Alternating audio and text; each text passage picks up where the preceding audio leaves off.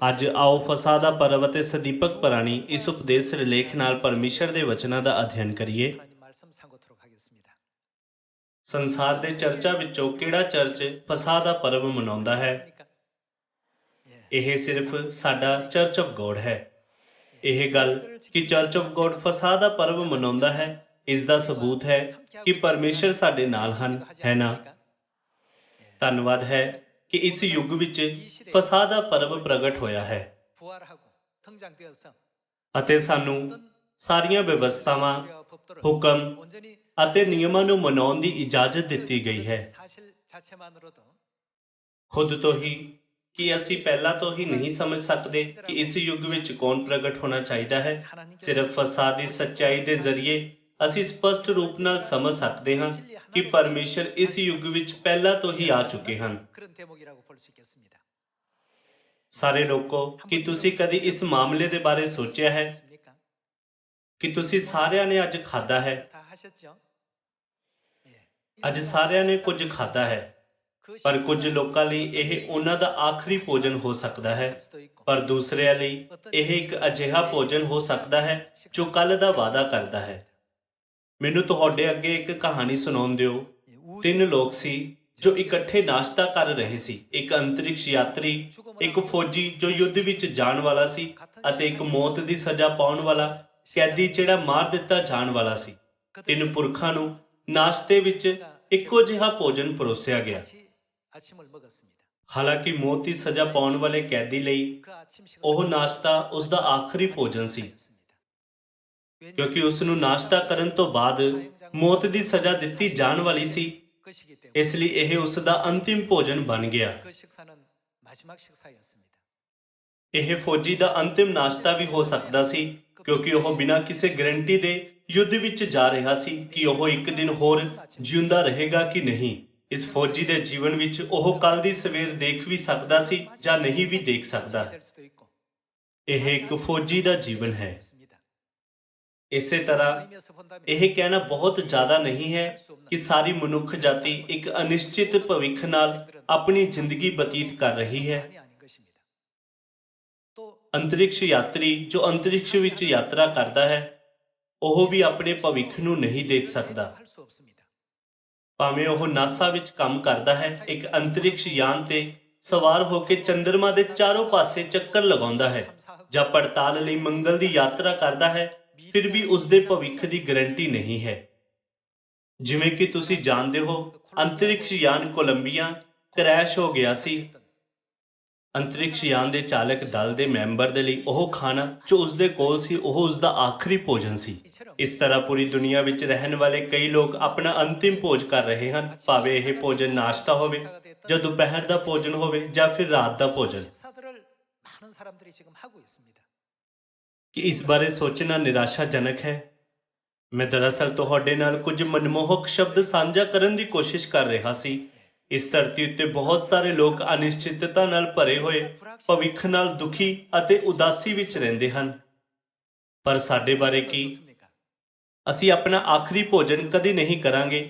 ਸਾਡੇ ਕੋਲ ਸਦੀਪਕ ਭੋਜਨ ਹੈ। ਅਜਿਹਾ ਇਸ ਲਈ ਹੈ ਕਿਉਂਕਿ ਸਾਡਾ ਜੀਵਨ ਇਸ ਧਰਤੀ ਉੱਤੇ ਸਮਾਪਤ ਨਹੀਂ ਹੁੰਦਾ ਹੈ ਨਾ?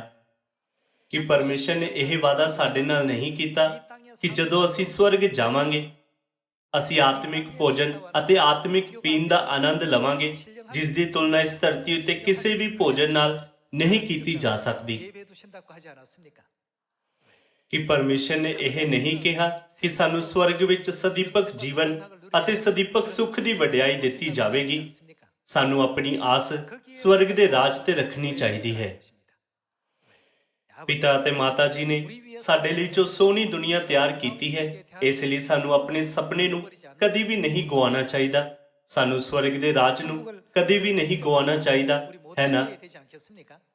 ਫਿਰ ਪਰਮੇਸ਼ਰ ਨੇ ਸਾਨੂੰ ਕੀ ਦਿੱਤਾ? ਉਹਨਾਂ ਨੇ ਸਾਨੂੰ ਇੱਕ ਕੀਮਤੀ ਇਨਾਮ ਦਿੱਤਾ, ਜਿਸ ਨੂੰ ਫਸਾ ਕਿਹਾ ਜਾਂਦਾ ਹੈ। ਨਵੇਂ ਨੇਮ ਦੇ ਫਸਾ ਦੇ ਜ਼ਰੀਏ ਪਰਮੇਸ਼ਰ ਨੇ ਇੱਕ ਬਿਹਤਰ ਦੁਨੀਆ ਦਾ ਰਾਹ ਖੋਲ੍ਹ ਦਿੱਤਾ। ਆਓ ਇਸ ਦੁਨੀਆ ਵਿੱਚ ਉਹਨਾਂ ਚੀਜ਼ਾਂ ਦੀ ਈਰਖਾ ਨਾ ਕਰੀਏ ਜੋ ਸਾਡੀਆਂ ਉਡੀਕ ਕੀਤੀਆਂ ਜਾਣ ਵਾਲੀਆਂ ਚੀਜ਼ਾਂ ਦੀ ਤੁਲਨਾ ਵਿੱਚ ਛੋਟੀਆਂ ਤੇ ਤੁੱਛ ਹਨ। ਜੇਕਰ ਤੁਸੀਂ ਇੱਕ ਵੱਡੇ ਅਤੇ ਵਿਸ਼ਾਲ ਘਰ ਵਿੱਚ ਰਹਿੰਦੇ ਹੋ, ਤਦ ਕਿ ਇਸ ਨੂੰ ਸਾਫ਼ ਕਰਨ ਅਤੇ ਬਣਾਏ ਰੱਖਣ ਲਈ ਜ਼ਿਆਦਾ ਪਰੇਸ਼ਾਨੀ ਨਹੀਂ ਹੁੰਦੀ। ਸਾਨੂੰ ਦਿੱਤੀਆਂ ਗਈਆਂ ਆਸ਼ੀਸ਼ਾਂ ਨਾਲ ਖੁਸ਼ ਹੋਣਾ, ਸੰਤੁਸ਼ਟ ਰਹਿਣਾ ਅਤੇ ਹੌਸਲਾ ਰੱਖਣਾ ਚਾਹੀਦਾ ਹੈ। ਸਾਨੂੰ ਖੁਦ ਤੋਂ ਪੁੱਛਣ ਦੀ ਲੋੜ ਹੈ ਕਿ ਮੈਂ ਵਾਅਦੇ ਕੀਤੇ ਗਏ ਸਵਰਗ ਜਾਣ ਲਈ ਯੋਗ ਹਾਂ ਜਾਂ ਨਹੀਂ। ਇੱਥੋਂ ਹੀ ਖੁਸ਼ੀਆਂ ਦੀ ਰਾਹ ਵੰਡ ਜਾਂਦਾ ਹੈ। ਲੋਕ ਜੋ ਸਵਰਗ ਜਾ ਸਕਦੇ ਹਨ, ਉਹਨਾਂ ਨੂੰ ਕਿਵੇਂ ਰਹਿਣਾ ਚਾਹੀਦਾ ਹੈ ਕਿ ਉਹਨਾਂ ਨੂੰ ਉਹਨਾਂ ਲੋਕਾਂ ਵਾਂਗ ਜਿਨ੍ਹਾਂ ਨੂੰ ਬਚਾਇਆ ਨਹੀਂ ਜਾ ਸਕਦਾ, ਸੰਕਟ ਅਤੇ ਉਦਾਸੀ ਵਿੱਚ ਜਿਉਣਾ ਚਾਹੀਦਾ ਹੈ। ਸਾਨੂੰ ਧਰਤੀ ਅਖਵਾਉਣ ਵਾਲੇ ਇਸ ਛੋਟੇ ਗ੍ਰਹਿ ਤੇ ਆਪਣੇ ਵਿਚਾਰਾਂ ਨੂੰ ਨਹੀਂ ਫਸਾਉਣਾ ਚਾਹੀਦਾ। ਆਤਮਿਕ ਨਜ਼ਰੀਏ ਨਾਲ ਧਰਤੀ ਸ਼ਰਨਗਰ ਸਾਡੀ ਆਤਮਾਵਾਂ ਲਈ ਇੱਕ ਜੇਲ੍ਹ ਹੈ। ਸਾਨੂੰ ਆਪਣੇ ਆਪ ਨੂੰ ਇਸ ਛੋਟੇ ਗ੍ਰਹਿ ਧਰਤੀ ਵਿੱਚ ਸੀਮਿਤ ਨਹੀਂ ਕਰਨਾ ਚਾਹੀਦਾ। ਇਸ ਦੇ ਬਜਾਏ ਸਾਨੂੰ ਵਿਸ਼ਾਲ ਬ੍ਰਹਿਮੰਡ ਅਤੇ ਸਵਰਗ ਦੇ ਰਾਜ ਨੂੰ ਦੇਖਣ ਲਈ, ਜਿਸ ਨੂੰ ਪਰਮੇਸ਼ਰ ਨੇ ਸਾਡੇ ਲਈ ਤਿਆਰ ਕੀਤਾ ਹੈ, ਇੱਕ ਖੁੱਲੇ ਮਨ ਅਤੇ ਵਿਸ਼ਵਾਸ ਦੀ ਲੋੜ ਹੈ। ਮੈਂ ਸਾਰਿਆਂ ਨੂੰ ਕਹਿੰਦਾ ਹਾਂ ਕਿ ਇਸ ਧਰਤੀ ਉੱਤੇ ਛੋਟੀ ਅਤੇ ਵਿਅਰਥ ਚੀਜ਼ਾਂ ਵਿੱਚ ਆਪਣੇ ਆਪ ਨੂੰ ਸੀਮਿਤ ਨਾ ਕਰੀਏ, ਪਰ ਅਜਿਹੇ ਸਿਯੋਨ ਦੇ ਪਰਿਵਾਰ ਦੇ ਮੈਂਬਰ ਬਣੀਏ ਜਿਨ੍ਹਾਂ ਕੋਲ ਸਦੀਪਕ ਦੁਨੀਆ ਬਾਰੇ ਜ਼ਿਆਦਾ ਵਿਸ਼ਵਾਸ ਹੁੰਦਾ ਹੈ। ਆਓ ਯਹੋਨਾ ਦੇ 6:53 ਉੱਤੇ ਇੱਕ ਨਜ਼ਰ ਪਾਈਏ। ਤਦ ਯੀਸ਼ੂ ਨੇ ਉਹਨਾਂ ਨੂੰ ਆਖਿਆ, ਮੈਂ ਤੁਹਾਨੂੰ ਸੱਚ-ਸੱਚ ਆਖਦਾ ਹਾਂ, ਜੇ ਤੁਸੀਂ ਮਨੁੱਖ ਦੇ ਪੁੱਤਰ ਦਾ ਮਾਂਸ ਨਾ ਖਾਓ ਅਤੇ ਉਹਦਾ ਲਹੂ ਨਾ ਪੀਓ, ਤਾਂ ਤੁਹਾਡੇ ਕੋਲ ਕੀ ਨਹੀਂ ਹੈ? ਤੁਹਾਡੇ ਵਿੱਚ ਜਿਉਣ ਨਹੀਂ ਹੈ। ਵਚਨ 54, ਜੋ ਕੋਈ ਮੇਰਾ ਮਾਂਸ ਖਾਂਦਾ ਅਤੇ ਮੇਰਾ ਲਹੂ ਪੀਂਦਾ ਹੈ, ਦੂਸਰੇ ਸ਼ਬਦਾਂ ਵਿੱਚ ਉਹ ਜੋ ਯੀਸ਼ੂ ਦਾ ਮਾਂਸ ਖਾਂਦਾ ਹੈ ਅਤੇ ਲਹੂ ਪੀਂਦਾ ਹੈ, ਉਸ ਦੇ ਕੋਲ ਕੀ ਹੈ? ਸਦੀਪਕ ਜੀਵਨ ਉਸੇ ਦਾ ਹੈ ਅਤੇ ਮੈਂ ਅੰਤ ਦੇ ਦਿਨ ਉਹਨੂੰ ਜਿਉਂਦਾ ਉਠਾਵਾਂਗਾ, ਕਿਉਂਕਿ ਮੇਰਾ ਮਾਂਸ ਸੱਚਮੁੱਚ ਖਾਣ ਦੀ ਅਤੇ ਮੇਰਾ ਲਹੂ ਸੱਚਮੁੱਚ ਪੀਣ ਦੀ ਵਸਤੂ ਹੈ। ਜੋ ਮੇਰਾ ਮਾਂਸ ਖਾਂਦਾ ਅਤੇ ਮੇਰਾ ਲਹੂ ਪੀਂਦਾ ਹੈ, ਸੋ ਮੇਰੇ ਵਿੱਚ ਰਹਿੰਦਾ ਹੈ ਅਤੇ ਮੈਂ ਉਸ ਵਿੱਚ। ਜਿਸ ਤਰ੍ਹਾਂ ਜਿਉਂਦੇ ਪਿਤਾ ਨੇ ਮੈਨੂੰ ਭੇਜਿਆ ਅਤੇ ਮੈਂ ਪਿਤਾ ਦੇ ਕਾਰਨ ਜਿਉਂਦਾ ਹਾਂ, ਉਸੇ ਤਰ੍ਹਾਂ ਜਿਹੜਾ ਮੈਨੂੰ ਖਾਂਦਾ ਹੈ, ਸੋ ਮੇਰੇ ਕਾਰਨ ਜੀਏਗਾ। ਜੋ ਰੋਟੀ ਸਵਰਗੋਂ ਉਤਰੀ, ਸੋ ਇਹੋ ਹੈ, ਜਿਵੇਂ ਵੱਡਿਆਂ ਨੇ ਖਾਧੀ ਅਤੇ ਮਰ ਗਏ, ਸੋ ਨਹੀਂ, ਪਰ ਜਿਹੜਾ ਇਹ ਰੋਟੀ ਖਾਂਦਾ ਹੈ, ਉਹ ਸਦਾ ਜਿਉਂਦਾ ਰਹੇਗਾ। ਇਸ ਦੁਨੀਆ ਵਿੱਚ ਲੋਕ ਇੱਕ ਸੀਮਿਤ ਅਤੇ ਅਸਥਾਈ ਜੀਵਨ ਜਿਉਂਦੇ ਹਨ, ਪਰ ਪਰਮੇਸ਼ਰ ਨੇ ਸਾਨੂੰ ਸਦੀਪਕ ਜੀਵਨ ਦੀ ਆਸ਼ੀਸ਼ ਦਿੱਤੀ ਹੈ ਤਾਂ ਜੋ ਅਸੀਂ ਹਮੇਸ਼ਾ ਲਈ ਜੀ ਸਕੀਏ। ਕਿ ਪਸਾਹ ਦੀ ਸੱਚਾਈ ਦੇ ਜ਼ਰੀਏ ਸਦੀਪਕ ਜੀਵਨ ਦੀ ਆਸ਼ੀਸ਼ ਨਹੀਂ ਦਿੱਤੀ ਗਈ। ਮਤੀ ਅਧਿਆਇ 26 ਵਚਨ 17। ਫਤੀਲੀ ਰੋਟੀ ਦੇ ਤਿਉਹਾਰ ਦੇ ਪਹਿਲੇ ਦਿਨ ਚੇਲਿਆਂ ਨੇ ਯੀਸ਼ੂ ਕੋਲ ਆਣ ਕੇ ਆਖਿਆ, ਤੂੰ ਕਿੱਥੇ ਚਾਹੁੰਦਾ ਹੈ ਜੋ ਅਸੀਂ ਤੇਰੇ ਖਾਣ ਲਈ ਪਸਾਹ ਤਿਆਰ ਕਰੀਏ? ਤਾਂ ਉਹਨੇ ਕਿਹਾ, ਸ਼ਹਿਰ ਵਿੱਚ ਫਲਾਣੇ ਕੋਲ ਜਾ ਕੇ ਉਹਨੂੰ ਕਹੋ, ਭਾਈ ਗੁਰੂ ਆਖਦਾ ਹੈ, ਮੇਰਾ ਵੇਲਾ ਨੇੜੇ ਆ ਗਿਆ, ਮੈਂ ਆਪਣੇ ਚੇਲਿਆਂ ਨਾਲ ਤੇਰੇ ਘਰ ਪਸਾਹ ਦਾ ਤਿਉਹਾਰ ਕਰਾਂਗਾ। ਯੀਸ਼ੂ ਨੇ ਪਸਾਹ ਨੂੰ ਮਨਾਉਣ ਦਾ ਉਦਾਹਰਣ ਕਿਉਂ ਸਥਾਪਿਤ ਕੀਤਾ? ਇਹ ਸਾਡੇ ਲਈ ਇੱਕ ਬਹੁਤ ਜ਼ਰੂਰੀ ਉਦਾਹਰਣ ਸੀ ਜੋ ਇਸ ਯੁੱਗ ਵਿੱਚ ਰਹਿ ਰਹੇ ਹਨ। ਮੈਂ ਆਪਣੇ ਚੇਲਿਆਂ ਨਾਲ ਤੇਰੇ ਘਰ ਪਸਾਹ ਦਾ ਤਿਉਹਾਰ ਕਰਾਂਗਾ। ਚੇਲਿਆਂ ਨੇ ਜਿਸ ਤਰ੍ਹਾਂ ਯੀਸ਼ੂ ਨੇ ਉਹਨਾਂ ਨੂੰ ਹੁਕਮ ਦਿੱਤਾ ਸੀ, ਉਸੇ ਤਰ੍ਹਾਂ ਕੀਤਾ ਅਤੇ ਪਸਾਹ ਤਿਆਰ ਕੀਤੀ। ਆਓ ਵਚਨ 26 ਚ ਜਾਈਏ ਅਤੇ ਪਤਾ ਲਗਾਈਏ ਕਿ ਪਸਾਹ ਦਾ ਪਰਬ ਕਿਵੇਂ ਮਨਾਇਆ ਗਿਆ ਸੀ। ਜਦ ਉਹ ਖਾ ਰਹੇ ਸਨ, ਤਦ ਯੀਸ਼ੂ ਨੇ ਰੋਟੀ ਲਈ ਅਤੇ ਬਰਕਤ ਦੇ ਕੇ ਤੋੜੀ ਅਤੇ ਚੇਲਿਆਂ ਨੂੰ ਦੇ ਕੇ ਆਖਿਆ, ਲੋ ਖਾਓ। ਯੀਸ਼ੂ ਨੇ ਕੀ ਕਿਹਾ ਕਿ ਇਹ ਕੀ ਹੈ? ਇਹ ਮੇਰਾ ਸਰੀਰ ਹੈ। ਉਹਨਾਂ ਨੇ ਫਸਹ ਦੀ ਰੋਟੀ ਦਿੱਤੀ। ਆਓ ਯਹੋਨਾ ਅਧਿਆਇ 6 ਵਚਨ 53 ਅਤੇ 54 ਵਿੱਚ ਦਿੱਤੇ ਗਏ ਵਚਨਾਂ ਨੂੰ ਯਾਦ ਕਰੀਏ। ਜੋ ਕੋਈ ਮੇਰਾ ਮਾਂਸ ਖਾਂਦਾ ਅਤੇ ਮੇਰਾ ਲਹੂ ਪੀਂਦਾ ਹੈ, ਉਸ ਦੇ ਕੋਲ ਕਿਸ ਤਰ੍ਹਾਂ ਦਾ ਜੀਵਨ ਹੈ। ਇੱਥੇ ਯੀਸ਼ੂ ਨੇ ਆਪਣੇ ਸਰੀਰ, ਆਪਣੇ ਮਾਂਸ ਦੇ ਰੂਪ ਵਿੱਚ ਕਿਸ ਨੂੰ ਦਰਸਾਇਆ? ਇਹ ਸਮਝਾਉਂਦੇ ਹੋਏ ਕਿ ਪਸਾਹ ਦੀ ਰੋਟੀ ਕਿਸ ਨੂੰ ਦਰਸਾਉਂਦੀ ਹੈ। ਮਸੀਹ ਨੇ ਮਨੁੱਖ ਜਾਤੀ ਨੂੰ ਪਸਾਹ ਦੀ ਵਿਧੀ ਨੂੰ ਪੂਰਾ ਕਰਨ ਦਾ ਉਦੇਸ਼ ਅਤੇ ਮਤਲਬ ਦੱਸਿਆ। ਪਸਾਹ ਦੀ ਰੋਟੀ ਵੰਡਦੇ ਹੋਏ ਯੀਸ਼ੂ ਨੇ ਕਿਹਾ, ਇਹ ਮੇਰਾ ਸਰੀਰ ਹੈ।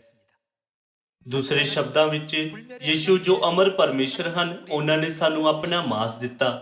ਯਹੋਨਾ ਅਧਿਆਇ 6 ਵਚਨ 53 ਵਿੱਚ ਲਿਖਿਆ ਹੈ ਕਿ ਜੋ ਕੋਈ ਮੇਰਾ ਮਾਂਸ ਖਾਂਦਾ ਅਤੇ ਮੇਰਾ ਲਹੂ ਪੀਂਦਾ ਹੈ, ਸਦੀਪਕ ਜੀਵਨ ਉਸੇ ਦਾ ਹੈ ਅਤੇ ਯੀਸ਼ੂ ਨੇ ਇਸ ਦਾ ਮਤਲਬ ਪਸਾਹ ਦੇ ਪਰਵ ਦੇ ਦੌਰਾਨ ਪ੍ਰਗਟ ਕੀਤਾ। ਵਚਨ 27, ਫਿਰ ਉਹਨੇ ਪਿਆਲਾ ਲੈ ਕੇ, ਪਿਆਲੇ ਦੇ ਅੰਦਰ ਕੀ ਸੀ? ਉਹਨਾਂ ਨੇ ਪਸਾਹ ਦੇ ਪਰਵ ਦੇ ਪਵਿੱਤਰ ਦਾਖਰਸ ਨਾਲ ਭਰਿਆ ਹੋਇਆ ਪਿਆਲਾ ਲਿਆ, ਸ਼ੁਕਰ ਕੀਤਾ ਅਤੇ ਉਹਨਾਂ ਨੂੰ ਦੇ ਕੇ ਆਖਿਆ, ਤੁਸੀਂ ਸਾਰੇ ਇਸ ਵਿੱਚੋਂ ਪੀਓ। ਵਚਨ 28, ਕਿਉਂਜੋ ਨੇਮ ਦਾ ਇਹ ਮੇਰਾ ਉਹ ਲਹੂ ਹੈ ਜਿਹੜਾ ਬਹੁਤਿਆਂ ਦੀ ਖਾਤਰ ਪਾਪਾਂ ਦੀ ਮਾਫੀ ਦੇ ਲਈ ਵਹਾਇਆ ਜਾਂਦਾ ਹੈ।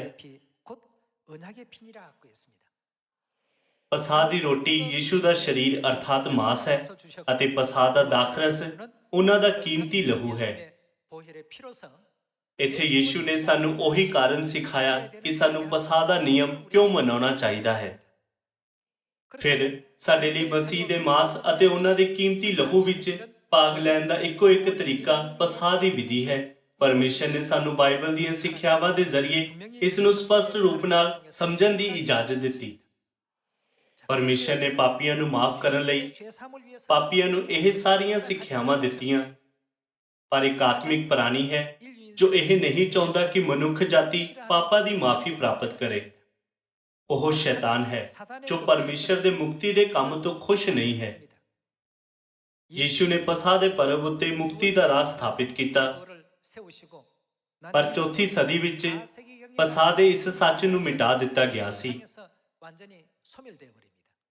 ਯੀਸ਼ੂ ਦੇ ਸਵਰਗ ਜਾਣ ਦੇ ਸਮੇਂ ਤੋਂ ਲਗਭਗ 300 ਸਾਲਾਂ ਤੱਕ ਪਸਾਹ ਨੂੰ ਜ਼ਰੂਰੀ ਸੱਚਾਈ ਦੇ ਰੂਪ ਵਿੱਚ ਮਾਨਤਾ ਦਿੱਤੀ ਗਈ ਸੀ, ਜਿਸ ਨੂੰ ਪਹਿਲੇ ਈਸਾਈਆਂ ਦੇ ਵਿਸ਼ਵਾਸ ਨਾਲੋਂ ਅਲੱਗ ਨਹੀਂ ਕੀਤਾ ਜਾ ਸਕਦਾ ਸੀ। ਹਾਲਾਂਕਿ ਚੌਥੀ ਸਦੀ ਵਿੱਚ ਸੱਚ ਨੂੰ ਵਿਗਾੜਿਆ ਗਿਆ ਅਤੇ ਝੂਠੇ ਉਪਦੇਸ਼ਕਾਂ ਦੁਆਰਾ ਚਰਚ ਵਿੱਚ ਘੁਸਪੈਠ ਹੋ ਗਈ। ਆਖਿਰਕਾਰ ਪਸਾਹ ਧਰਤੀ ਤੋਂ ਪੂਰੀ ਤਰ੍ਹਾਂ ਗਾਇਬ ਹੋ ਗਿਆ। ਭਾਵੇਂ ਬਾਈਬਲ ਵਿੱਚ ਯੀਸ਼ੂ ਨੇ ਸਾਨੂੰ ਪਸਾਹ ਦੇ ਨਿਯਮ ਦੇ ਮਹੱਤਵ ਬਾਰੇ ਸਿਖਾਇਆ ਸੀ, 325 ਈਸਵੀ ਵਿੱਚ ਨਿਕੀਆ ਤੁਰਕੀ ਵਿੱਚ ਇੱਕ ਧਾਰਮਿਕ ਕੌਂਸਲ ਦਾ ਆਯੋਜਿਤ ਕੀਤਾ ਗਿਆ ਸੀ।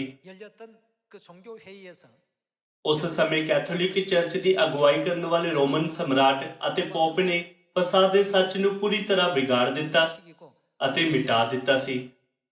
ਇਹੀ ਕਾਰਨ ਹੈ ਕਿ ਪਸਾਹ ਨੂੰ ਹੁਣ ਤੱਕ ਨਹੀਂ ਮਨਾਇਆ ਗਿਆ ਹੈ। ਹਾਲਾਂਕਿ ਪਸਾਹ ਬਾਈਬਲ ਵਿੱਚ ਇੱਕ ਸਿੱਖਿਆ ਹੈ, ਪਰ ਇਸ ਦਾ ਪਾਲਨ ਨਹੀਂ ਕੀਤਾ ਜਾ ਰਿਹਾ ਹੈ। ਇਸ ਤਰ੍ਹਾਂ ਕਿਉਂ ਹੈ? ਇਸ ਤਰ੍ਹਾਂ ਇਸ ਲਈ ਹੈ ਕਿ ਪਸਾਹ ਦੀ ਸੱਚਾਈ ਨੂੰ ਕਿਸੇ ਦੁਆਰਾ ਦੁਬਾਰਾ ਸਥਾਪਿਤ ਨਹੀਂ ਕੀਤਾ ਜਾ ਸਕਦਾ, ਪਰ ਸਿਰਫ ਪਰਮੇਸ਼ਰ ਦੁਆਰਾ ਹੀ ਸਥਾਪਿਤ ਕੀਤਾ ਜਾ ਸਕਦਾ ਹੈ ਜੋ ਆਉਣ ਵਾਲੇ ਹਨ। ਸਿਰਫ ਪਰਮੇਸ਼ਰ ਕੋਲ ਜੋ ਅਮਰ ਹਨ ਸਾਨੂੰ ਸਦੀਪਕ ਜੀਵਨ ਦੇਣ ਦੀ ਸ਼ਕਤੀ ਹੈ। ਕਿਉਂਕਿ ਪਸਾਹ ਵਿੱਚ ਸਦੀਪਕ ਜੀਵਨ ਦਾ ਵਾਅਦਾ ਹੁੰਦਾ ਹੈ, ਇਸ ਲਈ ਕੋਈ ਨਹੀਂ ਬਲਕਿ ਖੁਦ ਪਰਮੇਸ਼ਰ ਹੀ ਪਸਾਹ ਦੀ ਇਸ ਪਵਿੱਤਰ ਸੱਚਾਈ ਨੂੰ ਵਾਪਸ ਲਿਆ ਸਕਦੇ ਹਨ ਅਤੇ ਪਰਮੇਸ਼ਰ ਨੂੰ ਸਾਨੂੰ ਸਦੀਪਕ ਜੀਵਨ ਦੇਣ ਲਈ ਪਸਾਹ ਨੂੰ ਦੁਬਾਰਾ ਸਥਾਪਿਤ ਕਰਨ ਲਈ ਇੱਕ ਵਾਰ ਦੁਬਾਰਾ ਦਿਖਾਈ ਦੇਣਾ ਚਾਹੀਦਾ ਹੈ। ਬਾਈਬਲ ਦੀ ਭਵਿੱਖਬਾਣੀ ਦੇ ਅਨੁਸਾਰ ਯੀਸ਼ੂ ਜੋ ਸਰੀਰ ਵਿੱਚ ਆਏ ਪਰਮੇਸ਼ਰ ਹਨ, 2000 ਸਾਲ ਪਹਿਲਾਂ ਇਜ਼ਰਾਈਲ ਵਿੱਚ ਪੈਦਾ ਹੋ ਕੇ ਇਸ ਧਰਤੀ ਉੱਤੇ ਆਏ ਸੀ। ਪਰ ਕੀ ਬਾਈਬਲ ਇਹ ਵੀ ਭਵਿੱਖਬਾਣੀ ਨਹੀਂ ਕਰਦੀ ਕਿ ਅੰਤਿਮ ਦਿਨਾਂ ਵਿੱਚ ਪਰਮੇਸ਼ਰ ਗਵਾਚੇ ਹੋਏ ਪਸਾਹ ਦੀ ਸੱਚਾਈ ਨੂੰ ਦੁਬਾਰਾ ਸਥਾਪਿਤ ਕਰਨ ਲਈ ਦੂਸਰੀ ਵਾਰ ਸਰੀਰ ਵਿੱਚ ਦਿਖਾਈ ਦੇਣਗੇ? ਸਾਨੂੰ ਪਰਮੇਸ਼ਰ ਨੂੰ ਸਵੀਕਾਰ ਕਰਨਾ ਚਾਹੀਦਾ ਹੈ ਜੋ ਨਵੇਂ ਨੇਮ ਪਸਾਹ ਦੀ ਸੱਚਾਈ ਨਾਲ ਦੁਬਾਰਾ ਆਉਂਦੇ ਹਨ, ਤਾਂ ਜੋ ਅਸੀਂ ਸਦੀਪਕ ਜੀਵਨ ਪ੍ਰਾਪਤ ਕਰ ਸਕੀਏ। ਜੋ ਲੋਕ ਸਦੀਪਕ ਜੀਵਨ ਪ੍ਰਾਪਤ ਕਰਦੇ ਹਨ ਉਹਨਾਂ ਲਈ ਅੰਤਿਮ ਪਹੁੰਚ ਕਦੇ ਨਹੀਂ ਹੋਵੇਗਾ, ਕਿਉਂਕਿ ਉਹ ਹਮੇਸ਼ਾ ਲਈ ਜੀਣਗੇ। ਆਓ ਇਬਰਾਨੀ ਅਧਿਆਇ 9 ਵਿੱਚ ਇਸ ਦੀ ਪੁਸ਼ਟੀ ਕਰੀਏ। ਵਚਨ 27, ਅਤੇ ਜਿਵੇਂ ਮਨੁੱਖਾਂ ਲਈ ਇੱਕ ਵਾਰ ਮਰਨਾ ਠਹਿਰਾਇਆ ਹੋਇਆ ਹੈ ਅਤੇ ਉਹਦੇ ਪਿੱਛੋਂ ਨਿਆਂ ਹੁੰਦਾ ਹੈ, ਤਿਵੇਂ ਮਸੀਹ ਵੀ ਬਾਲਿਆਂ ਦੇ ਪਾਪਾਂ ਨੂੰ ਚੁੱਕਣ ਲਈ ਇੱਕੋ ਹੀ ਵਾਰ ਚੜਾਇਆ ਗਿਆ। ਉਹਨਾਂ ਦੇ ਪਹਿਲੀ ਵਾਰ ਆਉਣ ਤੇ ਮਸੀਹ ਧਰਤੀ ਉੱਤੇ ਆਏ ਅਤੇ ਸਾਡੇ ਪਾਪਾਂ ਨੂੰ ਮਾਫ ਕਰਨ ਲਈ ਬਲੀਦਾਨ ਹੋ ਗਏ ਅਤੇ ਉਹਨਾਂ ਉੱਤੇ ਜਿਹੜੇ ਉਹਨੂੰ ਉਡੀਕਦੇ ਹਨ ਪਾਪਾਂ ਦੇ ਕੰਮ ਤੋਂ ਅੱਡ ਹੋ ਕੇ ਮੁਕਤੀ ਲਈ ਦੂਸਰੀ ਵਾਰ ਪ੍ਰਗਟ ਹੋਵੇਗਾ। ਜੇਕਰ ਪਸਾਹ ਨਵੇਂ ਨੇਮ ਦੀ ਸੱਚਾਈ ਨੂੰ ਨਾ ਮਿਟਾਇਆ ਗਿਆ ਹੁੰਦਾ ਅਤੇ ਅੱਜ ਵੀ ਮਨਾਇਆ ਜਾ ਰਿਹਾ ਹੁੰਦਾ, ਤਦ ਪਰਮੇਸ਼ਰ ਦੇ ਦੂਸਰੀ ਵਾਰ ਆਉਣ ਦੀ ਲੋੜ ਨਾ ਹੁੰਦੀ। ਪਰ ਕੋਈ ਵੀ ਜੀਵਨ ਦੀ ਸੱਚਾਈ ਨੂੰ ਦੁਬਾਰਾ ਸਥਾਪਿਤ ਕਰਨ ਵਿੱਚ ਸਮਰਥੀ ਨਹੀਂ ਹੈ, ਜਿਸ ਦਾ ਸਿੱਧਾ ਸੰਬੰਧ ਸਦੀਪਕ ਜੀਵਨ ਨਾਲ ਹੈ। ਬਾਈਬਲ ਨੇ ਭਵਿੱਖਬਾਣੀ ਕੀਤੀ ਹੈ ਕਿ ਸਿਰਫ ਪਰਮੇਸ਼ਰ ਹੀ ਸਾਨੂੰ ਸਦੀਪਕ ਜੀਵਨ ਦੀ ਸੱਚਾਈ ਪ੍ਰਦਾਨ ਕਰ ਸਕਦੇ ਹਨ। ਇਸ ਲਈ ਜਦੋਂ ਮਸੀਹ ਦੂਸਰੀ ਵਾਰ ਪ੍ਰਗਟ ਹੁੰਦੇ ਹਨ ਤਦ ਉਹਨਾਂ ਨੂੰ ਸਾਡੇ ਲਈ ਕੀ ਲਿਆਉਣਾ ਚਾਹੀਦਾ ਹੈ? ਇਹ ਭਵਿੱਖਬਾਣੀ ਕੀਤੀ ਗਈ ਹੈ ਕਿ ਉਹ ਸਾਡੇ ਲਈ ਮੁਕਤੀ ਲਿਆਉਣਗੇ। ਮੁਕਤੀ ਪ੍ਰਾਪਤ ਕਰਨ ਦਾ ਮਤਲਬ ਹੈ ਸਦੀਪਕ ਜੀਵਨ ਪ੍ਰਾਪਤ ਕਰਨਾ। ਪਰਮੇਸ਼ਰ ਦੀ ਕਿਰਪਾ ਨਾਲ ਜੋ ਲੋਕ ਮੁਕਤੀ ਪ੍ਰਾਪਤ ਕਰਦੇ ਹਨ ਉਹ ਸਦੀਪਕ ਜੀਵਨ ਪ੍ਰਾਪਤ ਕਰਦੇ ਹਨ। ਫਿਰ ਜਦੋਂ ਤੱਕ ਕਿ ਪਰਮੇਸ਼ਰ ਜੋ ਅਮਰ ਹਨ ਇਸ ਧਰਤੀ ਉੱਤੇ ਨਹੀਂ ਆਉਂਦੇ, ਫਸਾ ਜੀਵਨ ਦੀ ਸੱਚਾਈ ਨੂੰ ਦੁਬਾਰਾ ਸਥਾਪਿਤ ਨਹੀਂ ਕੀਤਾ ਜਾ ਸਕਦਾ। ਆਓ ਅਸੀਂ ਇਸ ਸਿੱਖਿਆ ਨੂੰ ਯਸ਼ਾਇਆ ਅਧਿਆਇ 25 ਵਚਨ 6 ਵਿੱਚ ਦੇਖੀਏ। ਇਸੇ ਪਹਾੜ ਤੇ ਸੈਨਾ ਦਾ ਯਹੋਵਾ, ਇਸੇ ਪਹਾੜ ਦਾ ਮਤਲਬ ਸਿਯੋਨ ਪਹਾੜ ਹੈ ਨਾ? ਸਾਰਿਆਂ ਲੋਕਾਂ ਲਈ ਮੋਟੀਆਂ ਵਸਤਾਂ ਦਾ ਦਾਊਦ ਕਰੇਗਾ। ਪੁਰਾਣੀਆਂ ਮੱਦਾਂ ਦੀ ਦਾਊਦ, ਗੁੱਦੇ ਸਣੇ ਮੋਟੀਆਂ ਵਸਤਾਂ, ਛਾਨੀਆਂ ਹੋਈਆਂ ਪੁਰਾਣੀਆਂ ਮੱਦਾਂ। ਪਰਮੇਸ਼ਰ ਪਰਬ ਨੂੰ ਤਿਆਰ ਕਰਨਗੇ। ਪਰਮੇਸ਼ਰ ਪੁਰਾਣੀ ਮੱਦ ਨਾਲ ਭੋਜ ਨੂੰ ਤਿਆਰ ਕਰਨਗੇ। ਵਚਨ 7 ਅਤੇ ਇਸ ਪਹਾੜ ਤੇ ਉਸ ਪਰਦੇ ਨੂੰ ਚੱਫ ਲਵੇਗਾ, ਉਸ ਪਰਦੇ ਨੂੰ ਜਿਹੜਾ ਸਾਰਿਆਂ ਲੋਕਾਂ ਦੇ ਉੱਤੇ ਹੈ, ਨਾਲੇ ਉਸ ਕੱਜਣ ਨੂੰ ਜਿਹੜਾ ਸਾਰੀਆਂ ਕੌਮਾਂ ਦੇ ਉੱਤੇ ਲਟਕਦਾ ਹੈ। ਉਹ ਕਿਸ ਨੂੰ ਚੱਫ ਲਵੇਗਾ? ਇਸ ਦਾ ਕੀ ਮਤਲਬ ਹੈ ਕਿ ਪਰਮੇਸ਼ਰ ਮੌਤ ਨੂੰ ਸਦਾ ਲਈ ਚੱਫ ਲੈਣਗੇ। ਆਖਰਕਾਰ ਇਸ ਦਾ ਮਤਲਬ ਇਹੀ ਹੈ ਕਿ ਪਰਮੇਸ਼ਰ ਸਾਨੂੰ ਸਦੀਪਕ ਜੀਵਨ ਦੇਣ ਲਈ ਪੁਰਾਣੀ ਮੱਦ ਨਾਲ ਭੋਜ ਤਿਆਰ ਕਰਨਗੇ। ਫਿਰ ਬਾਈਬਲ ਦੀਆਂ 66 ਕਿਤਾਬਾਂ ਵਿੱਚੋਂ ਕਿਸ ਪਰਬ ਵਿੱਚ ਮੱਦ ਦੁਆਰਾ ਦਿੱਤਾ ਗਿਆ ਸਦੀਪਕ ਜੀਵਨ ਦਾ ਵਾਅਦਾ ਸ਼ਾਮਿਲ ਹੈ? ਫਸਾ ਦੇ ਪਰਬ ਤੋਂ ਇਲਾਵਾ ਕਿਸੇ ਵੀ ਹੋਰ ਸਿੱਖਿਆ ਵਿੱਚ ਅਜਿਹਾ ਕੋਈ ਵਾਅਦਾ ਨਹੀਂ ਹੈ। ਯਿਸੂ ਨੇ ਵਾਅਦਾ ਕੀਤਾ ਸੀ ਕਿ ਜੋ ਕੋਈ ਮੇਰਾ ਮਾਂਸ ਖਾਂਦਾ ਤੇ ਮੇਰਾ ਲਹੂ ਪੀਂਦਾ ਹੈ, ਸਦੀਪਕ ਜੀਵਨ ਉਸੇ ਦਾ ਹੈ ਅਤੇ ਮੈਂ ਅੰਤ ਦੇ ਦਿਨ ਉਹਨੂੰ ਜਿਉਂਦਾ ਉਠਾਵਾਂਗਾ। ਉਹਨਾਂ ਨੇ ਫਸਾ ਦੇ ਪਵਿੱਤਰ ਭੋਜ ਦੇ ਦੌਰਾਨ ਆਪਣਾ ਮਾਂਸ ਖਾਣ ਅਤੇ ਆਪਣਾ ਲਹੂ ਪੀਣ ਦਾ ਤਰੀਕਾ ਦੱਸਿਆ ਕਿ ਯਿਸੂ ਨੇ ਫਸਾ ਦੀ ਰੋਟੀ ਅਤੇ ਦਾਖਰਸ ਦੇ ਸਹੀ ਮਤਲਬ ਦੀ ਘੋਸ਼ਣਾ ਕਰਦੇ ਹੋਏ ਨਹੀਂ ਕਿਹਾ ਕਿ ਇਹ ਰੋਟੀ ਮੇਰਾ ਸਰੀਰ ਹੈ ਅਤੇ ਇਹ ਪਿਆਲਾ ਨੇਮ ਦਾ ਮੇਰਾ ਉਹ ਲਹੂ ਹੈ ਜਿਹੜਾ ਬਹੁਤਿਆਂ ਦੀ ਖਾਤਰ ਪਾਪਾਂ ਦੀ ਮਾਫੀ ਲਈ ਵਹਾਇਆ ਜਾਂਦਾ ਹੈ। ਕਿਉਂਕਿ ਇਹ ਕਹਿੰਦਾ ਹੈ ਕਿ ਉਹ ਮੌਤ ਨੂੰ ਸਦਾ ਲਈ ਚੱਫ ਲਵੇਗਾ। ਫਿਰ ਸਾਨੂੰ ਸਦੀਪਕ ਜੀਵਨ ਦੇਣ ਵਾਲੀ ਮੱਦ ਸਿਰਫ ਨਵੇਂ ਨੇਮ ਦੇ ਫਸਾ ਦੀ ਮੱਦ ਹੈ। ਆਓ ਅਸੀਂ ਵਚਨ 8 ਦੁਬਾਰਾ ਦੇਖੀਏ। ਉਹ ਮੌਤ ਨੂੰ ਸਦਾ ਲਈ ਚੱਫ ਲਵੇਗਾ ਅਤੇ ਪ੍ਰਭੂ ਯਹੋਵਾ ਸਾਰਿਆਂ ਮੂੰਹਾਂ ਉੱਤੋਂ ਹੰਝੂ ਪੂੰਝ ਸੁੱਟੇਗਾ ਅਤੇ ਆਪਣੀ ਪ੍ਰਜਾ ਦੀ ਬਦਨਾਮੀ ਨੂੰ ਸਾਰੀ ਧਰਤੀ ਦੇ ਉੱਤੋਂ ਦੂਰ ਕਰੇਗਾ, ਕਿਉਂਕਿ ਇਹ ਯਹੋਵਾ ਦਾ ਬੋਲ ਹੈ। ਉਸ ਦਿਨ ਆਖਿਆ ਜਾਵੇਗਾ। ਨਵੇਂ ਨੇਮ ਦੇ ਫਸਾ ਦੀ ਸੱਚਾਈ ਨੂੰ ਲਿਆਉਣ ਵਾਲੇ ਵਿਅਕਤੀ ਦੇ ਬਾਰੇ ਬਾਈਬਲ ਕੀ ਕਹਿੰਦੀ ਹੈ? ਇਹ ਭਵਿੱਖਬਾਣੀ ਕੀਤੀ ਗਈ ਸੀ। ਵੇਖੋ, ਇਹ ਸਾਡਾ ਪਰਮੇਸ਼ਰ ਹੈ। ਇਸ ਕਾਰਨ ਫਸਾ ਦੀ ਸੱਚਾਈ 325 ਈਸਵੀ ਤੋਂ ਬਾਅਦ ਨਹੀਂ ਮਨਾਈ ਗਈ। ਭਾਵੇਂ ਕਈ ਧਰਮ ਗ੍ਰੰਥੀਆਂ ਨੇ ਬਾਈਬਲ ਨੂੰ ਹਜ਼ਾਰਾਂ ਵਾਰ ਪੜ੍ਹਿਆ। ਦੂਸਰੇ ਸ਼ਬਦਾਂ ਵਿੱਚ ਇਹ ਪ੍ਰਗਟ ਨਹੀਂ ਕੀਤਾ ਗਿਆ ਸੀ। ਕਾਰਨ ਕੀ ਸੀ? ਅਜਿਹਾ ਇਸ ਕਰਕੇ ਹੈ ਕਿਉਂਕਿ ਕਿਸ ਨੂੰ ਨਵੇਂ ਨੇਮ ਫਸਾ ਦੇ ਸੱਚਾਈ ਨੂੰ ਲਿਆਉਣਾ ਚਾਹੀਦਾ ਹੈ। ਇਹ ਕਿਸ ਦੀ ਭੂਮਿਕਾ ਹੈ? ਚਲੋ ਮੰਨ ਲਓ ਕਿ ਇਹ ਇੱਕ ਨਾਟਕ ਦੀ ਸਕ੍ਰਿਪਟ ਹੈ। ਭਾਵੇਂ ਕਿੰਨੇ ਵੀ ਮੁੱਖ ਪਾਤਰ ਅਤੇ ਪ੍ਰਸਿੱਧ ਅਭਿਨੇਤਾ ਅਲੱਗ-ਅਲੱਗ ਭੂਮਿਕਾ ਨਿਭਾਉਣ ਲਈ ਹੋ ਸਕਦੇ ਹਨ, ਕੋਈ ਵੀ ਫਸਾ ਵਾਪਸ ਲਿਆਉਣ ਦੀ ਭੂਮਿਕਾ ਨਹੀਂ ਨਿਭਾ ਸਕਦਾ। ਕੀ ਕਾਰਨ ਹੈ? ਅਜਿਹਾ ਇਸ ਕਰਕੇ ਹੈ ਕਿਉਂਕਿ ਬਾਈਬਲ ਨੇ ਭਵਿੱਖਬਾਣੀ ਕੀਤੀ ਹੈ। ਜੋ ਫਸਾ ਦੀ ਸੱਚਾਈ ਨਾਲ ਪ੍ਰਗਟ ਹੋ ਸਕਦਾ ਹੈ ਉਹ ਖੁਦ ਪਰਮੇਸ਼ਰ ਹਨ। ਆਓ ਵਚਨ 9 ਨਾਲ ਜਾਰੀ ਰਹੀਏ। ਉਸ ਦਿਨ ਆਖਿਆ ਜਾਵੇਗਾ, ਵੇਖੋ ਇਹ ਸਾਡਾ ਪਰਮੇਸ਼ਰ ਹੈ, ਅਸੀਂ ਉਹਨੂੰ ਉਡੀਕਦੇ ਸਾਂ। ਉਹ ਸਾਨੂੰ ਕੀ ਕਰੇ? ਉਹ ਸਾਨੂੰ ਬਚਾਵੇਗਾ। ਸਾਨੂੰ ਮੁਕਤੀ ਦੇਣ ਲਈ ਉਹ ਕਿੰਨੀ ਵਾਰ ਦਿਖਾਈ ਦੇਣਗੇ? ਜਦੋਂ ਉਹ ਦੂਸਰੀ ਵਾਰ ਆਉਣਗੇ ਤਦ ਉਹ ਸਾਨੂੰ ਕੀ ਦੇਣਗੇ? ਬਾਈਬਲ ਕਹਿੰਦੀ ਹੈ ਕਿ ਉਹ ਸੱਚਾਈ ਨਾਲ ਧਰਤੀ ਉੱਤੇ ਆਉਣਗੇ, ਜੋ ਪੁਰਾਣੀ ਮੱਦ ਨਾਲ ਮੌਤ ਨੂੰ ਚੱਫ ਲੈਣਗੇ। ਫਿਰ ਜਦੋਂ ਤੱਕ ਉਹ ਨਹੀਂ ਆਉਂਦੇ ਉਦੋਂ ਤੱਕ ਫਸਾ ਬਾਰੇ ਸਿਖਲਾਈ ਹੋ ਸਕਦੀ ਹੈ? ਬਿਲਕੁਲ ਵੀ ਨਹੀਂ। ਇਹ ਇਸ ਦੁਨੀਆ ਵਿੱਚ ਕਦੀ ਨਹੀਂ ਹੋ ਸਕਦਾ। ਇਹ ਕਦੇ ਪ੍ਰਗਟ ਨਹੀਂ ਹੋ ਸਕਦਾ ਅਤੇ ਉਹ ਸਾਨੂੰ ਬਚਾਵੇਗਾ। ਉਹ ਕੌਣ ਹੈ? ਇਹ ਯਹੋਵਾ ਹੈ। ਅਸੀਂ ਉਹਦੀ ਉਡੀਕਦੇ ਸਾਂ। ਅਸੀਂ ਉਹਦੀ ਮੁਕਤੀ ਵਿੱਚ ਖੁਸ਼ੀ ਮਨਾਈਏ ਅਤੇ ਆਨੰਦ ਕਰੀਏ। ਪਰਮੇਸ਼ਰ ਜੀਵਨ ਦੀ ਸੱਚਾਈ ਫਸਾ ਨੂੰ ਜੋ ਖੋਹ ਲਿਆ ਗਿਆ ਸੀ ਦੁਬਾਰਾ ਸਥਾਪਿਤ ਕਰਨ ਦੇ ਲਈ ਦੂਸਰੀ ਵਾਰ ਆਏ। ਪਰਮੇਸ਼ਰ ਨੇ ਨਵੇਂ ਨੇਮ ਦੀ ਸੱਚਾਈ ਫਸਾ ਨੂੰ ਪ੍ਰਦਾਨ ਕੀਤਾ ਤਾਂ ਜੋ ਪਰਮੇਸ਼ਰ ਦੇ ਲੋਕ ਸਦੀਪਕ ਜੀਵਨ ਦੀ ਆਸ਼ੀਸ਼ ਪ੍ਰਾਪਤ ਕਰ ਸਕਣ। ਫਿਰ ਇਹ ਫਸਾ ਕਿਹੜੇ ਨੇਮ ਨੂੰ ਦਰਸਾਉਂਦਾ ਹੈ? ਆਓ ਯਿਰਮੀਆ ਅਧਿਆਇ 31 ਉੱਤੇ ਇੱਕ ਨਜ਼ਰ ਪਾਈਏ। ਵਚਨ 31, ਵੇਖੋ ਉਹ ਦਿਨ ਆ ਰਹੇ ਹਨ, ਯਹੋਵਾ ਦਾ ਵਾਕ ਹੈ, ਕਿ ਮੈਂ ਇਜ਼ਰਾਈਲ ਦੇ ਘਰਾਣੇ ਨਾਲ ਅਤੇ ਯਹੂਦਾ ਦੇ ਘਰਾਣੇ ਨਾਲ ਪਰਮੇਸ਼ਰ ਕਿਹੜਾ ਨੇਮ ਬੰਨਣਗੇ, ਇੱਕ ਨਵਾਂ ਨੇਮ ਬੰਨਾਂਗਾ। ਲੂਕਾ ਅਧਿਆਇ 22 ਵਚਨ 20 ਦੇ ਅਨੁਸਾਰ ਨਵਾਂ ਨੇਮ ਕੀ ਹੈ? ਵਚਨ 32, ਉਸ ਨੇਮ ਵਾਂਗੂ ਨਹੀਂ ਜਿਹੜਾ ਉਹਨਾਂ ਦੇ ਪਿਓ ਦਾਦਿਆਂ ਨਾਲ ਬੰਨਿਆ, ਜਿਸ ਦਿਨ ਮੈਂ ਉਹਨਾਂ ਦਾ ਹੱਥ ਫੜਿਆ ਭਾਈ ਉਹਨਾਂ ਨੂੰ ਮਿਸਰ ਦੇਸ਼ ਵਿੱਚੋਂ ਬਾਹਰ ਲਿਆਵਾਂ। ਜਿਸ ਮੇਰੇ ਨੇਮ ਨੂੰ ਉਹਨਾਂ ਨੇ ਤੋੜ ਦਿੱਤਾ, ਭਾਵੇਂ ਮੈਂ ਉਹਨਾਂ ਦਾ ਵਿਆਦੜ ਸਾਂ, ਯਹੋਵਾ ਦਾ ਵਾਕ ਹੈ। ਇਹ ਉਹ ਨੇਮ ਹੈ ਜਿਹੜਾ ਮੈਂ ਉਹਨਾਂ ਦਿਨਾਂ ਦੇ ਪਿੱਛੋਂ ਇਜ਼ਰਾਈਲ ਦੇ ਘਰਾਣੇ ਨਾਲ ਬੰਨਾਂਗਾ, ਯਹੋਵਾ ਦਾ ਵਾਕ ਹੈ। ਮੈਂ ਆਪਣੀ ਵਿਵਸਥਾ ਉਹਨਾਂ ਦੇ ਅੰਦਰ ਰੱਖਾਂਗਾ। ਇੱਥੇ ਆਪਣੀ ਵਿਵਸਥਾ ਕੀ ਹੈ? ਉਹ ਨਵਾਂ ਨੇਮ ਹੈ। ਨਵਾਂ ਨੇਮ ਉਹਨਾਂ ਦੇ ਅੰਦਰ ਰੱਖਾਂਗਾ ਅਤੇ ਉਹਨਾਂ ਦੇ ਦਿਲਾਂ ਉੱਤੇ ਲਿਖਾਂਗਾ। ਮੈਂ ਉਹਨਾਂ ਦਾ ਪਰਮੇਸ਼ਰ ਹੋਵਾਂਗਾ ਅਤੇ ਉਹ ਮੇਰੀ ਪ੍ਰਜਾ ਹੋਣਗੇ। ਦੂਸਰੇ ਸ਼ਬਦਾਂ 'ਚ ਕਿ ਇਸ ਦਾ ਮਤਲਬ ਇਹ ਨਹੀਂ ਹੈ ਕਿ ਪਰਮੇਸ਼ਰ ਉਹਨਾਂ ਨੂੰ ਬਚਣ ਦੀ ਇਜਾਜ਼ਤ ਦੇਣਗੇ। ਕਿਸ ਦੇ ਜ਼ਰੀਏ? ਨਵੇਂ ਨੇਮ ਦੇ ਫਸਾ ਦੇ ਜ਼ਰੀਏ।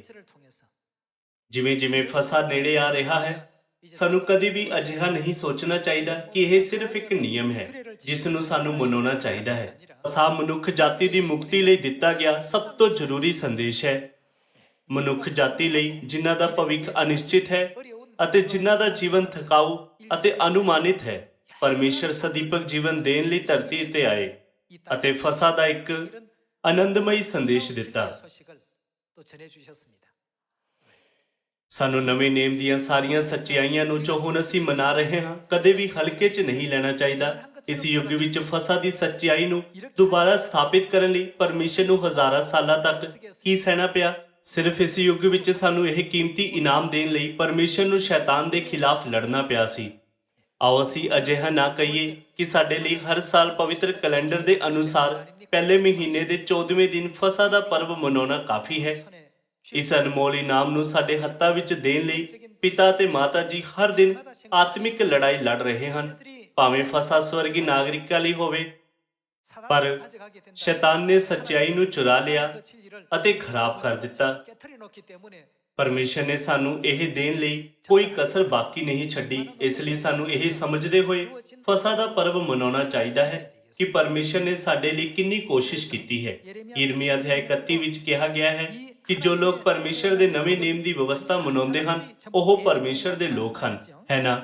ਆਓ ਅਸੀਂ ਵਚਨ 34 ਦੇ ਨਾਲ ਜਾਰੀ ਰਹੀਏ। ਉਹ ਫਿਰ ਕਦੀ ਹਰੇਕ ਆਪਣੇ ਗਵਾਂਢੀ ਨੂੰ ਅਤੇ ਹਰੇਕ ਆਪਣੇ ਭਰਾ ਨੂੰ ਨਾ ਸਿਖਲਾਏਗਾ, ਭਾਈ ਯਹੋਵਾ ਨੂੰ ਜਾਣੋ।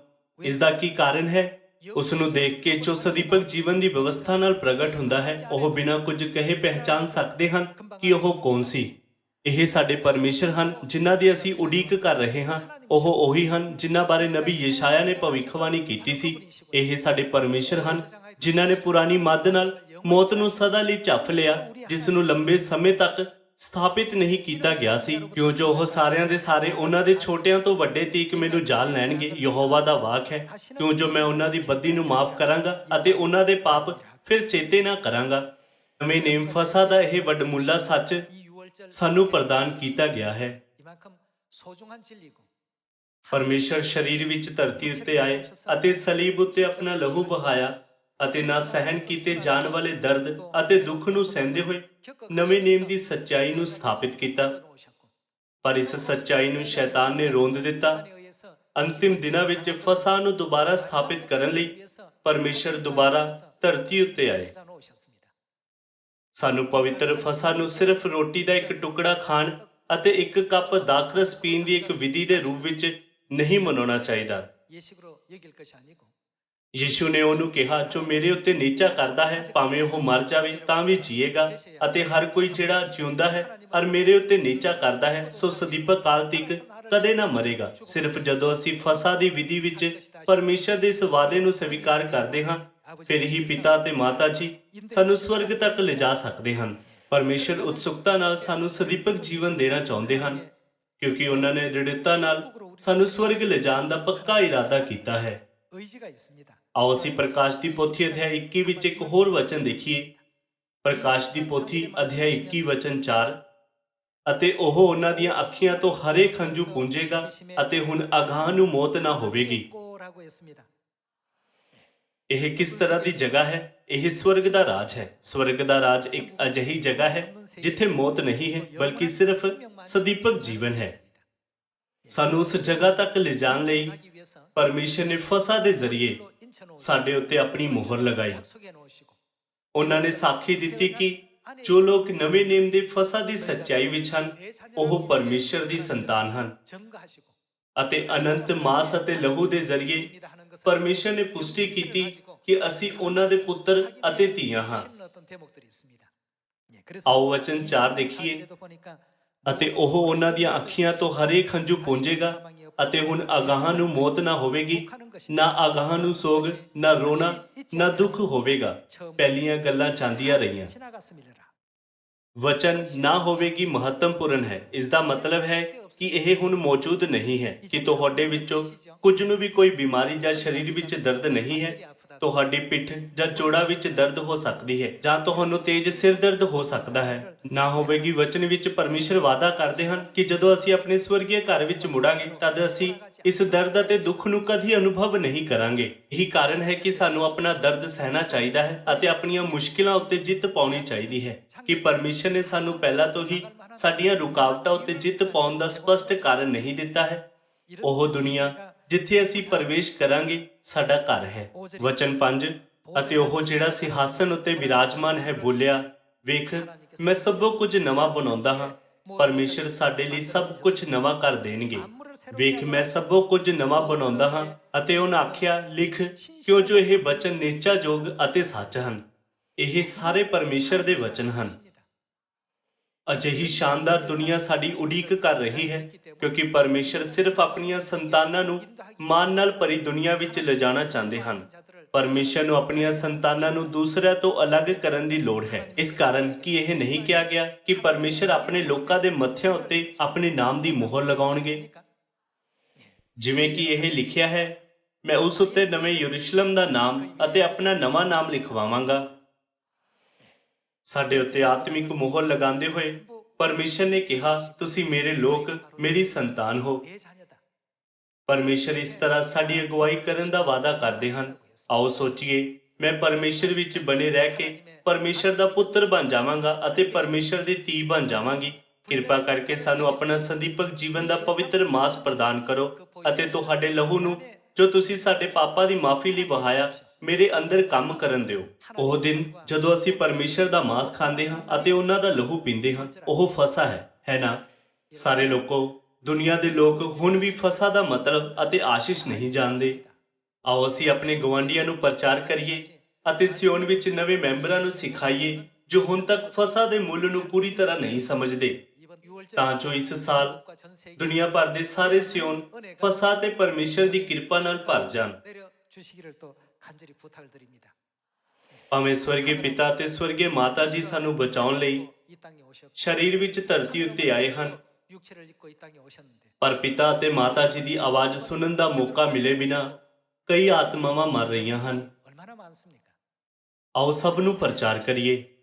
ਪਰਮੇਸ਼ਰ ਦੀ ਸੰਤਾਨ ਦੇ ਰੂਪ ਵਿੱਚ ਆਓ ਅਸੀਂ ਪੂਰੀ ਦੁਨੀਆ ਨੂੰ ਸਾਡੇ ਸਵਰਗੀ ਪਿਤਾ ਮਾਤਾ ਜੀ ਦਾ ਪਿਆਰ ਪਹੁੰਚਾਉਂਦੇ ਹੋਏ, ਜੋ ਸਾਨੂੰ ਇਸ ਸਦੀਪਕ ਭੋਜਨ ਵਿੱਚ ਭਾਗ ਲੈਣ ਦੀ ਇਜਾਜ਼ਤ ਦੇ ਰਹੇ ਹਨ, ਇਸ ਫਸਾ ਨੂੰ ਤਿਆਰ ਕਰੀਏ। ਇਹ ਆਸ ਕਰਦੇ ਹੋਏ ਕਿ ਤੁਸੀਂ ਬਹੁਤ ਕਿਰਪਾ ਪ੍ਰਾਪਤ ਕੀਤੀ ਹੈ, ਮੈਂ ਅੱਜ ਦਾ ਉਪਦੇਸ਼ ਸਮਾਪਤ ਕਰਨਾ ਚਾਹੁੰਦਾ ਹਾਂ। ਤੁਹਾਡਾ ਬਹੁਤ ਬਹੁਤ ਧੰਨਵਾਦ।